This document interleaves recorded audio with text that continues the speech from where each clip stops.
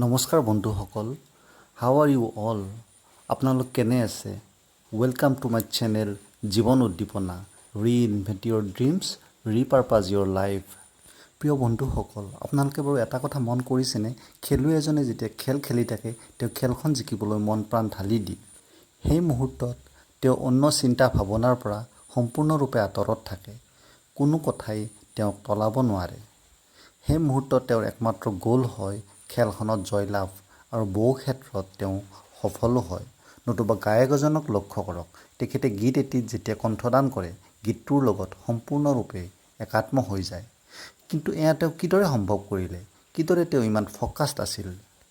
এই সকলোবোৰৰ উত্তৰ বিচাৰি গ'লে আমি গম পাম যে তাৰ উত্তৰ এটাই: আনইণ্টাৰেপ্টেড ফ'কাছ ইন দ্য ফ্ল'জন। তেন্তে কি এই ফ্ল'জন? ই হৈছে এক বিস্ময়কৰ সন্দিক্ষণ য'ত তেওঁৰ মনোসংযোগ, একাগ্ৰতা আৰু সৃষ্টিশীলতা একাকাৰ হৈ পৰে।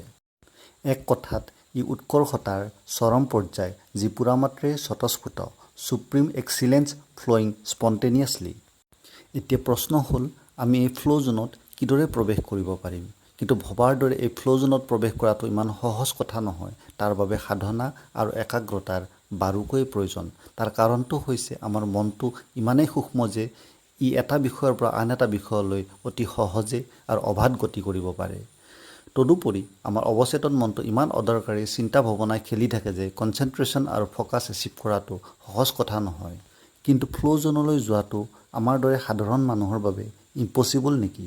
নিশ্চয় নহয়। কিন্তু তাৰ বাবে প্ৰয়োজন ট্ৰেমেণ্ডিয়াছ ডেডিকেশ্যন আৰু ডেলিবাৰেট প্ৰেক্টিছ। বহুতে প্ৰশ্ন কৰিব, আমাৰতো ইমান টেলেণ্ট নাই, আমি কি কৰিম? কিন্তু কথাষাৰ সম্পূৰ্ণ শুদ্ধ নহয়। ৰিচাৰ্চত প্ৰকাশ পাইছে যে প্ৰত্যেকজন ব্যক্তিৰে জন্মগত প্ৰতিভা আছে, আৰু প্ৰত্যেকজন ব্যক্তিয়ে নিজৰ ইউনিক টেলেণ্ট লৈ জন্মগ্ৰহণ কৰে। এই হিডেন টেলেণ্টক বিচাৰি উলিয়াব পাৰিলেই আমি ডেলিভাৰীড প্ৰেক্টিছ আৰু ডিচিপ্লিনৰ দ্বাৰা তাক চেপ দিয়াটো সম্ভৱপৰ। এইখিনিতে এটা গুৰুত্বপূৰ্ণ কথা আলোচনা কৰিবলৈ বিচাৰিছোঁ। আমি লক্ষ্য কৰিম যে আমাৰ এটেনশ্যন স্পান চকুত লগাকৈ কমি আহিছে। ই এভাৰেজ 8 ছেকেণ্ড ৰৈছেগৈ। ইয়াৰ সঁচা মিছা নিৰ্ণয় কৰিবলৈ মই আপোনাক এটা পৰীক্ষা দিছোঁ। অনুগ্ৰহ কৰি পৰীক্ষাটো ধৈৰ্য সহকাৰে কৰে যেন।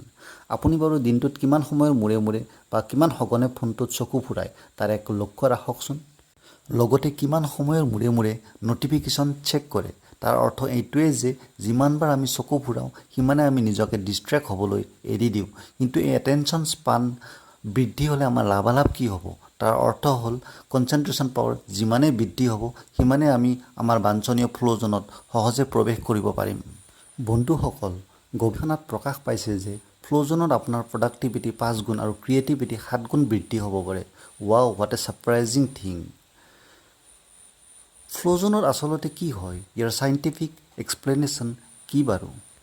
চাইণ্টিফিক ষ্টাডিত প্ৰকাশ পাইছে যে ফ্ল'জনৰ আৰম্ভণিতে মগজুৰ পৰা নৰ ইপিনেফ্ৰাইন আৰু ডপামিনৰ নিঃসৰণ হোৱাৰ ফলত পালছ আৰু হাৰ্ট ৰেট বৃদ্ধি হয়। সেই সময়ত ব্যক্তিৰ ফ'কাছ আৰু কনচেনট্ৰেশ্যন বৃদ্ধি হয়। মগজুৰ তৰংগ বেটাৰ পৰা আলফালৈ পৰিৱৰ্তিত হয়। সেই সময়ত আনন্দামাইন নামৰ অন্য এক কেমিকেল নিঃসৰণ হোৱাৰ ফলত ব্যক্তি সম্পূৰ্ণ ৰিলেক্স হৈ যায়। তেনে অৱস্থাত লেটাৰেল থিংকিং আহি যোৱাৰ ফলত ইউনিক ক্ৰিয়েটিভ আইডিয়াছৰ উদ্ভৱ হয়। আনহাতে কনচেনট্ৰেশ্যন যিমানেই গভীৰ হৈ যায়, তেতিয়া ব্ৰেইন ৱেভছ আলফাৰ পৰা থিটালৈ পৰিৱৰ্তিত হয়। এই অৱস্থাত মগজুৰ পৰা চেৰোটনিন আৰু অক্সিটচিন ৰিলিজ হোৱাৰ ফলত এক অন্যান্য অনুভূতি জাগ্ৰত হয়। সেয়া আছিল পিক পাৰফৰ্মাৰসকলৰ কথা। কিন্তু আমি সকলোৱে ফ্ল' ষ্টেট এচিভ কৰিব পাৰোঁ। তাৰ বাবে দুটি কথা খুবেই প্ৰয়োজনীয়: স্কিল আৰু চেলেঞ্জ। স্কিল হৈছে আমাৰ কৌশল বা টেকনিক, আৰু চেলেঞ্জ হৈছে আমাৰ গ'ল বা টাৰ্গেট, যিটো আমি বিচাৰি আছোঁ। এই ক্ষেত্ৰত নিয়মটো হৈছে আমাৰ স্কিলতকৈ চেলেঞ্জ কিছু কঠিন হ'ব লাগে, অৰ্থাৎ কামটো কিছু চেলেঞ্জিং হ'ব লাগে, যাতে কামটোত আপুনি ফুলি ইনভলভ আৰু ডেডিকেটেড হ'ব পাৰে। ইয়ে কামটো সম্পাদন কৰিবলৈ আপোনাৰ আগ্ৰহ বঢ়াই তুলিব। এই ক্ষেত্ৰত গ'লটো অতি সহজ হৈ গ'লে আপুনি সোনকালে ব'ৰ হৈ যাব, আৰু বেছি টান হ'লে আপুনি আগবাঢ়িবই নোৱাৰিব। উদাহৰণ এটা দিছোঁ। ধৰা হওক, আপোনাক ন-শিকাৰু এজনৰ লগত দবা খেলিবলৈ দিলে, তেতিয়া আপুনি অতি সহজে জিকিব পাৰিব। কিন্তু ৱৰ্ল্ড চেম্পিয়ন এজনৰ লগত খেলিবলৈ দিলে সেয়া বহুত চেলেঞ্জিং হ'ব। কিন্তু আপোনাতকৈ অলপ এক্সপাৰ্ট এজনৰ লগত খেলিবলৈ দিলে আপুনি এক্সাইটেড হৈ পৰিব, আৰু যিকোনো উপায়ে আপুনি খেলখন জিকিবলৈ চেষ্টা কৰিব। অৰ্থাৎ আপুনি ফ্ল' জোনত এণ্টাৰ কৰিব। ফ্ল' জোনত প্ৰৱেশ কৰাৰ অন্য এক টেকনিক হৈছে আমাৰ দৈনন্দিন কামসমূহক ইণ্টাৰেষ্টিং কৰি লোৱা। ফ্ল' জোনত প্ৰৱেশ কৰাৰ বাবে এটা ইম্পৰ্টেণ্ট টিপছ, আপুনি মাল্টিটাস্কিং যিমান পাৰে এভইড কৰিব, কাৰণ ই আপোনাৰ স্বাস্থ্যৰ ধ্যান ৰাখিব। ৰাতি শোৱা আৰু ৰাতিপুৱা উঠা কামটো একে সময়তে ৰাখিব। টোপনি গভীৰ হোৱাটো খুবেই গুৰুত্বপূৰ্ণ। প্ৰতিদিনে মাইণ্ডফুলনেছ প্ৰেক্টিছ কৰিব। প্ৰিয় বন্ধুসকল, ফ্ল' জোন হৈছে এনেকুৱা এক মানসিক অৱস্থা য'ত আপুনি হায়েষ্ট পাৰফৰ্ম কৰিব পাৰে, নিজকে সৰ্বাধিক উজাৰি দিব পাৰে।